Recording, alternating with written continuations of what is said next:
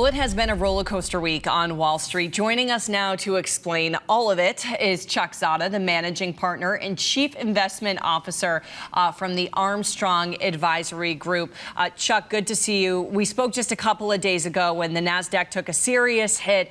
We had the news about cheaper AI chips from China, but the index has since bounced back. Where do we stand right now with the fears over DeepSeek AI?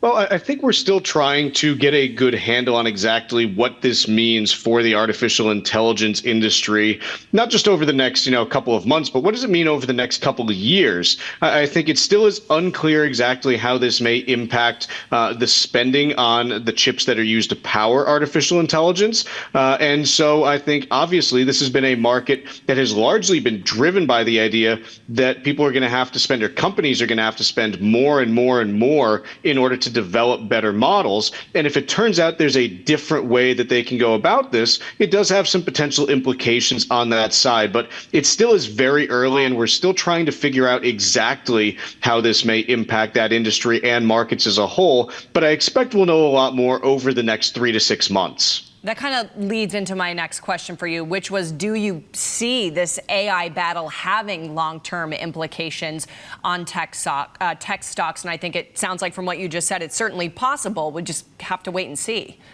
Yeah, I think it's just going to depend on exactly what we hear from other companies and if they're able to replicate the success that DeepSeek had in terms of developing models more cheaply and then being able to sell those models more cheaply to their end buyers. So it's going to be something that takes a little bit of time to sort through. But look, this is something that happens in just about every industry, and especially in the computer hardware industry, where hey, someone comes out with a product, they have this, huge moat for a few years, and then a competitor comes in and says, oh, I can do this better, and you just get a ton of competition that sucks up the profits in that space over time. So it's not guaranteed that that's what happens here, but ultimately, NVIDIA, who is the lead producer of the chips that are, used to make AI applications these days, they may find that they're under competition if companies can say, look, maybe we don't need to use these really expensive chips, maybe we can find other ways and other suppliers that can still produce things that we can use in the development of these platforms.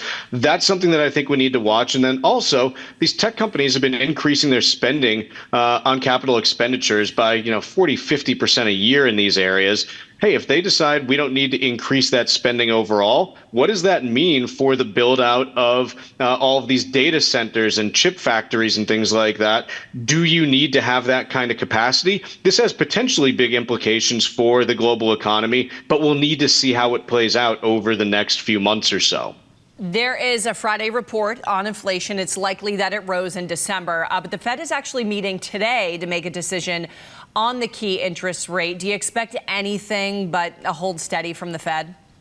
Not really. The Chicago Mercantile Exchange, they run a futures market where you can see basically what's priced in as far as the expectations for these meetings. And right now there's a 99.8% chance that the Fed does nothing according to that market. So I think the big surprise would be if they either cut interest rates or raise them here. The more interesting piece is going to be at 2:30 Eastern today.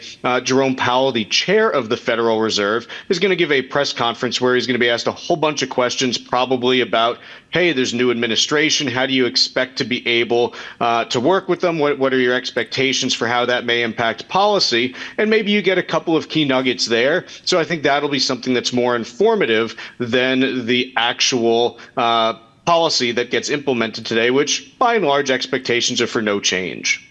The Trump administration, the tariffs are still up in the air. He does seem to be focusing on pharmaceuticals and semiconductors. Are you seeing any kind of pullback in those sectors? Not so much related to any thoughts about tariffs. Obviously, in the semiconductor space, you've seen, as we discussed, certainly a whole bunch of movement based on artificial intelligence earlier this week.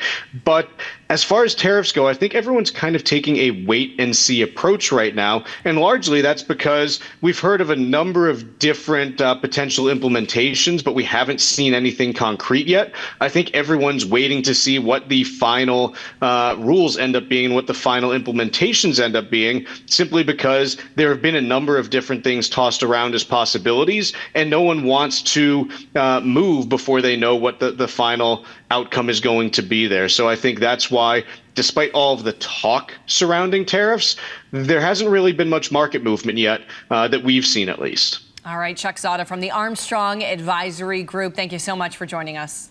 All right, have a good one.